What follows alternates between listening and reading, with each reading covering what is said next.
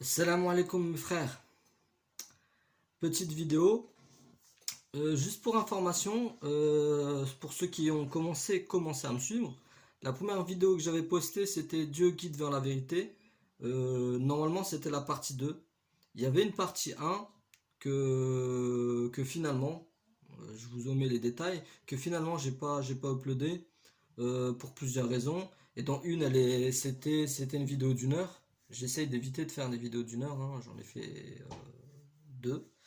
Et aussi parce que je me suis rendu compte que finalement, la grosse première partie, c'était essentiellement revenir sur des choses où j'invite les auditeurs à vérifier par vous-même, mais c'était expliqué, je revenais en détail sur les attributs du Coran qui est autodescriptif, en expliquant que le Coran est sans aucun doute euh, clair, facile, complet, détaillé, mufassala, et sans tortuosité, etc. Et ça, ben, en rentrant dans les détails sur chacun de ces attributs, ben, ça m'a pris une grosse partie de la vidéo. Et du coup, je me suis dit, au risque de perdre la plupart des personnes qui connaissent déjà tout ça, euh, là où il y avait un certain nombre de choses qui étaient un petit peu des méditations, qui est le but de ma chaîne, hein, Rajawi Méditation, bah, ça venait vers la fin de la vidéo. Donc j'ai préféré faire une vidéo où je reprends la dernière partie en fait, puis l'uploader. Voilà, donc le but justement de la vidéo c'était qui guide vers la vérité. Donc on va juste reprendre deux, trois versets, enfin trois versets exactement, juste pour un petit peu voir ensemble qui guide vers la vérité. Donc, Surat, je vais commencer par Surat Yunus. Donc ça, je pense que beaucoup d'entre vous la connaissent ce verset. On va un petit peu méditer ensemble dessus. Surat Yunus.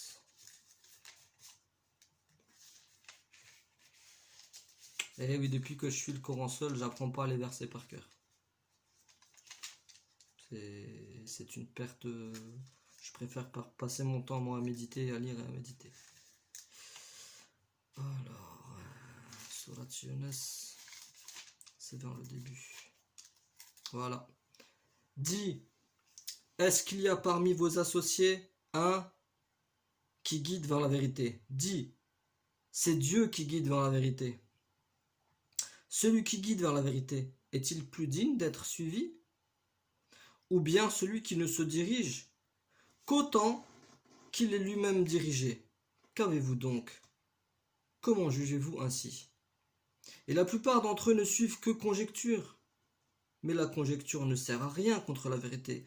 Allah sait parfaitement ce qu'ils font. Ce Coran n'est nullement à être forgé en dehors de Dieu, mais c'est la confirmation de ce qui existait déjà avant lui et l'exposé détaillé du livre, ou en quoi il n'y a pas de doute venu du Seigneur de l'univers. Donc méditons un petit peu sur... je trouve ces trois versets là magnifiques, il y a une bonne continuité, enfin c'est partout pareil dans le Coran. Est-ce qu'il y a parmi vos associés un qui guide vers la vérité? Donc ça s'adresse à toutes les factions, tous, tous les gens qui essayent de suivre en fait une religion dans le sens de méthodologie de, de vie qui te ramènerait vers Allah. Parce que c'est ça, le mot religion, j'aime pas trop parce que j'ai l'impression des fois que ça veut rien dire. Religion. Religion, ça, on a l'impression que c'est un peu, ça veut dire secte. En fait, c'est des attitudes, un comportement adopté, une manière de vivre qui est compatible avec ce que Dieu attend de toi. Voilà. Donc lui, ce qu'il dit, il dit, est-ce qu'il y a parmi vos associés? Donc il y a plein de gens qui suivent des voies et qui prennent en fait des maîtres spirituels. Donc on a déjà vu qu'associer, ça veut pas juste dire que croire que quelqu'un qui est une autre personne qui a créé l'univers et les cieux et la terre, qui a quelqu'un qui est équivalent à Dieu. Non, c'est écouter quelqu'un d'autre que Dieu. Conformément au verset de la sourate 6, chercherai-je un autre juge que Dieu alors que c'est lui qui vous a révélé ce livre pleinement exposé. Donc là on parle aux associateurs. Est-ce qu'il y a, on parle Dieu demande à Mohammed de parler aux associateurs, à ceux qui associent. Donc on peut très bien associer des êtres humains. On le voit bien d'ailleurs parce que le jour du jugement dernier, il y aura des disputes entre ceux qui ont été associés, se désavoueront de ceux qui les associaient. Donc c'est bien, c'est bien des êtres humains parce que Dieu va dire qu'il va aussi les ressusciter. Il ne va pas ressusciter des statues. Donc croire que l'association c'est juste les statues, l'idolâtrie ou le polythéisme, bon voilà, c'est beaucoup plus vaste que ça. Mais parmi tous ces associés, donc ça peut être, je donne un exemple, l'exemple que je donne, il est valable. Enfin, les exemples sont valables pour tout type de confession, mais je vais donner un exemple qui vient du sunnisme, forcément. Donc ça peut être Bukhari, Tirmidhi. J'avais vu aussi un exemple de, comment il s'appelle, à l'époque, j'avais vu une vidéo de Cheikh El Bonté qui disait qui parlait de certains savants et qui les montaient en posture. Forcément, ils ont consacré leur vie, etc. C'est toujours cet argument de l'émotion. Et il disait, je leur embrasserai les pieds pour qu'ils me rapprochent d'Allah. D'ailleurs, ça me fait même penser au premier verset de Surat Zumar. Nous ne les adorons que pour qu'ils nous rapprochent davantage de Dieu. Donc là, je dérive, mais bon, revenons au cœur du sujet, l'association. Donc, si tu as des associateurs, tu lui dis, bah, toi, tu suis plein de personnes. Tu suis un maître spirituel, par exemple. Je donne un exemple du soufisme, par exemple. Tu suis un maître spirituel. Est-ce qu'il y a parmi ceux-là, tous les gens, tes associés, quelqu'un qui guide vers la vérité? Dieu il dit que c'est lui qui guide vers la vérité. Et après il va te frapper avec une phrase, c'est échec et mat. C'est comme on dirait une punchline. Celui qui guide vers la vérité, donc Dieu, parce que c'est Dieu qui guide vers la vérité, est-il plus digne d'être suivi? Donc il compare qui est plus digne d'être suivi. Dieu, dont on sait qui guide vers la vérité, ou bien celui qui ne se dirige qu'autant qu'il est lui-même dirigé. Parce que la plupart des êtres humains, de toute façon, leur manière de se diriger, c'est parce qu'ils suivent quelque chose. Donc, même si cette personne, elle serait bien guidée dans la voie de Dieu, si elle serait bien guidée, c'est parce que c'est Allah qui l'a guidée. C'est parce que c'est Dieu qui l'a guidée. Donc Dieu, il te dit, tu préfères qui? Tu préfères suivre qui? Moi? Ou quelqu'un qui, même s'il est bien guidé, bah c'était parce que moi je l'avais guidé. Donc, va à l'essentiel, va à la source, va chez moi, suis-moi directement. Et ensuite, il te donne toujours avec pour frapper ton esprit, qu'avez-vous donc? Comment jugez-vous? C'est bien de temps en temps pour frapper un peu les esprits. Mais comment tu réfléchis? C'est Dieu qui guide vers la vérité. Pourquoi tu vas suivre d'autres personnes? Ces autres personnes, s'ils sont bien, c'est parce que Dieu les a guidés. Mais bon, là, c'est là où on va voir le côté détaillé, parce que au risque, pas de risque, hein, qu'est-ce que je raconte, mais justement pour donner un argument en plus aux détracteurs que ouais, il manque des détails. Là, on pourrait se dire effectivement quand on lit ce verset qu'il manque un tout petit détail, c'est oui, ok, d'accord, je dois suivre Dieu directement, mais comment? Dieu me dit mieux vaut me suivre moi plutôt qu'un être humain parce que l'être humain, s'il est bien guidé, c'est moi qui l'ai guidé. Ok, mais je fais comment pour te suivre directement? Donc ça, c'est 2 versets plus tard. On va d'abord voir le 36. Et la plupart d'entre eux ne suivent que conjecture. Donc là, il appuie encore plus pour te dire attention. En plus, si tu suis d'autres personnes, ça, fais gaffe.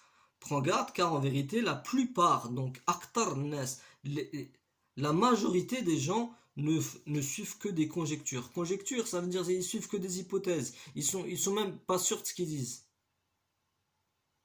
Ne suivent que conjectures. Mais la conjecture ne sert à rien contre la vérité. Est-ce que toi, ce que tu cherches, c'est la vérité? Donc ne suis pas les gens, parce que les gens, eux, ils suivent que des hypothèses, j'ai entendu qu'à ce qui paraît, c'est bien de faire ça, voilà, mais ils s'appuient sur rien, c'est du sable mouvant, tout ce qu'ils font. Ne suivent que la conjecture. Mais la conjecture ne sert à rien contre la vérité. Allah sait parfaitement ce qu'ils font. Et ensuite, il te donne cette réponse de si tu veux le suivre. Si tu veux suivre Dieu. Ce Coran n'est nullement à être forgé en dehors de Dieu. Ce Coran là que je tiens dans la main, c'est impossible que quelqu'un d'autre l'ait fait autre que Dieu. C'est impossible. Il n'y a que Dieu qui peut le faire. Il le dit dans un autre verset. Si les djinns et les êtres humains se seraient unis, ils ne pourraient pas produire un Coran comme ça. Bah, si pour vous c'est pas clair, pour moi c'est extrêmement clair. Pour moi c'est extrêmement clair. Il dit, Dieu dit que c'est lui qu'il faut suivre. Et que pour le suivre, ben, tu as sa parole. Et il appuie sa parole en te disant ce Coran n'est nullement à être forgé en dehors de Dieu. C'est bien la confirmation que il n'y a que moi qui peux l'avoir fait ce Coran. Donc suis-le. Ce Coran n'est nullement à être forgé en dehors de Dieu, mais c'est la confirmation de ce qui existait déjà avant lui. Et l'exposé détaillé du livre, en quoi il n'y a pas de doute. Il rajoute qu'il n'y a pas de doute. Alors, venez dire qu'il manque des détails. Hein. Exposé détaillé, en quoi il n'y a pas de doute. Voilà, donc là on a un dessin, pratiquement. Donc déjà avec ce verset, normalement déjà avec ce verset, tu dois avoir compris que dans la vie, il faut suivre personne, il faut suivre aucun gourou, il faut suivre juste Dieu. C'est celui qui mérite d'être suivi, car c'est lui qui t'a créé, alors que tu n'étais qu'une goutte de sperme. C'est lui le créateur des cieux et de la terre. C'est lui qui est en train de te maintenir maintenant, qui est en train de te faire respirer, qui fait plein de choses. Si on devait dénombrer, compter les bienfaits de Dieu, on ne saurait les dénombrer, c'est impossible. Donc voilà, suis sa parole. Non, par sa miséricorde, il nous a envoyé sa parole. Ben, suis-le. Voilà. Et suis personne d'autre. Et il te dit, suis personne d'autre, c'est un danger. Il te met en garde contre le fait de suivre d'autres personnes. On va aller maintenant dans un autre surat, dans un autre verset. Donc celui-là, je pense que beaucoup de gens le connaissent bien. Après, maintenant, un autre verset, par contre, que j'ai jamais entendu moi dans les vidéos, et donc j'aimerais partager avec vous, c'est dans surat Zumar, la surat 39, qui commence justement avec le verset dont je disais, surat Zumar, j'aime bien, c'est une sourate en fait qui... c'est essentiellement une exhortation. Il n'y a pas d'histoire en fait sur les prophètes.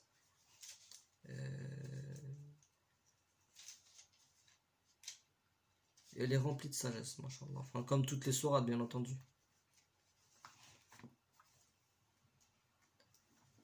La révélation, Bismillah ar-Rahman ar-Rahim, au nom de Dieu, le tout miséricordieux, le très miséricordieux.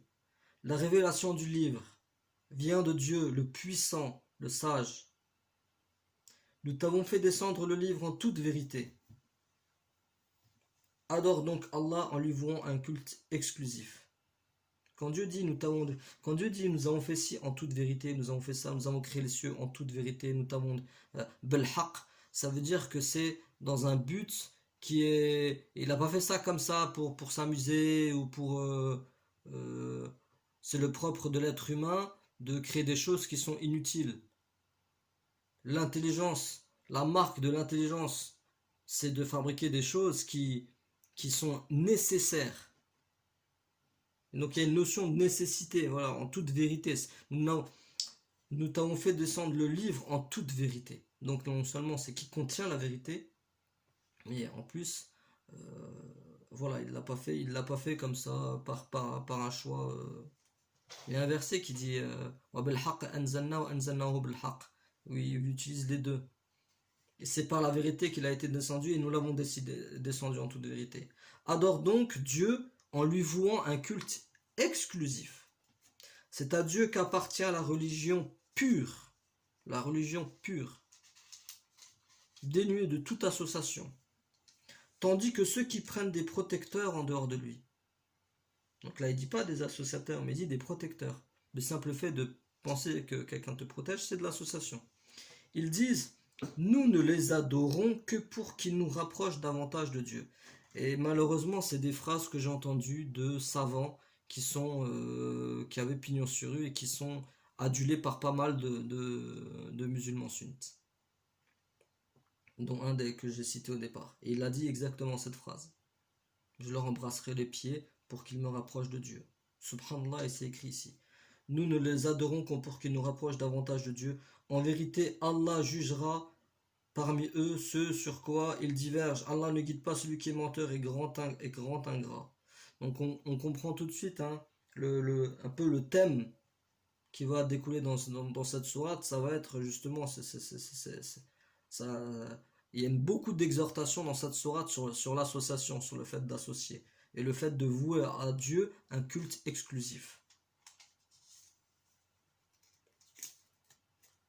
Par contre, je vais aller un petit peu plus vite. Il y a tellement de choses à dire sur cette sourate, je pourrais en faire une vidéo en entier.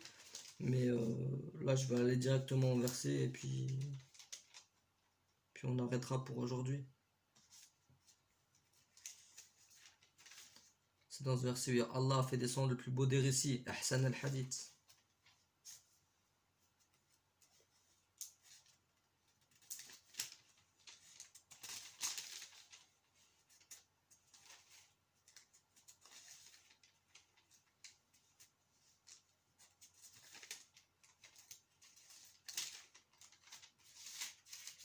Je ne le retrouve pas. C'est une parabole sur un homme qui appartient à plusieurs hommes et un qui appartient qu'à un seul homme. Voilà. Dieu a cité comme parabole un homme appartenant à des associés se querellant à son sujet et un autre homme appartenant à un seul homme.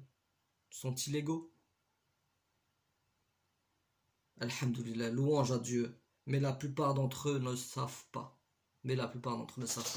Comment vous comprenez comment vous méditez ce verset? Moi, je le vois de manière...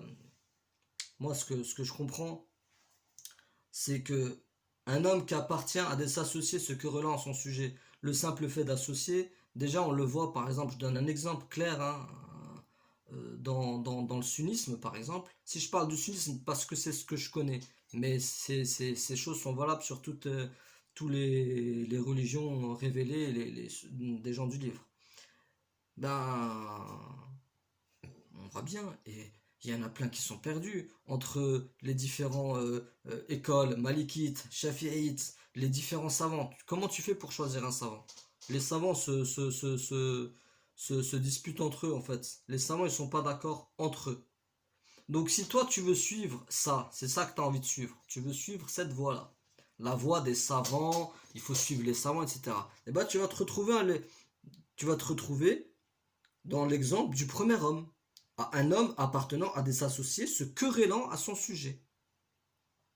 Et un autre homme appartenant à un seul homme. Si toi tu te soumets uniquement à Dieu, ton exemple, tu es plutôt proche du deuxième exemple. Et Dieu il finit en disant, sont-ils égaux les deux? C'est pas une liberté, alhamdulillah, de n'être soumis qu'à Dieu, le Seigneur de l'univers, plutôt que de suivre des gens qui eux-mêmes se disputent entre eux. Subhanallah, louange à Allah, alhamdulillah. Mais la plupart d'entre eux, comme il dit, ne savent pas. Voilà, c'était la vidéo touche à sa fin. C'était une petite méditation sur qui guide vers la vérité. Donc on voit que c'est clair. La vérité est déversée comme ça, comme Dieu le dit. Il le répète très souvent dans son livre. C'est une calomnie énorme de dire que Dieu ne détaille pas. Il nous a donné tellement d'exemples dans le Coran. Tellement d'exemples par sa miséricorde. Alhamdulillah, louange à Allah pour nous avoir révélé ce livre qui nous guide et qui nous éclaire. Lisez ce livre. Ne nous divisons pas, Inch'Allah, soyons unis et qu'Allah nous guide et qu'Allah vous éclaire par sa lumière et par sa miséricorde. Bislama.